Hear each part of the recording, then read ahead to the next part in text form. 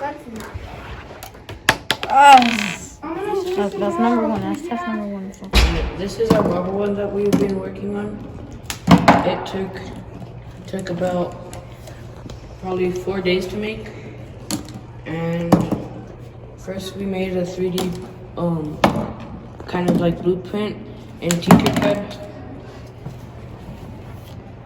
And technically, not all of it worked. We had to do it a lot of times to see what was the best idea and what we could do to change it.